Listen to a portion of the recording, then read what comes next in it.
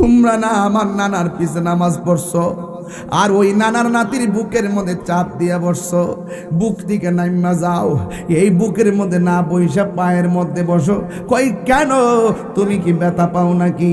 কই ব্যথা বড় কথা নয়, গলা কাটলো ব্যথা অনুভব করব না, কিন্তু আমার বুকটার উপরে এমন ভাবে চাপটা বস না, কারণ আমার সিনা, আমার বুকটা হাজারবার আমার নানা জানের সিনা মোবারকের সঙ্গে লেগেছে। আবার ইমাম হুসাইন রাদিয়াল্লাহু তাআলা আনহু ডাক দিয়ে বলেন, আমার সামনে পানি ধরিস না। কয় পানি পান করবানি? কাটা গায়ে নুনের ছিটা দেয়, পানি লাগবো নি? না না, পানি লাগবে না। একটা কথা মনে রাখো, হুসাইনের নানা যদি পৃথিবীতে সৃজন না হতো, ফুরাদের পানি সৃষ্টি হতো না। তোমরা কেমনে আমার নানার সামনে মুখ দেখাবে? এই কথা বলার পর ইমাম হুসাইনের গলার মধ্যে ছুরিটা চালায়া দেয়।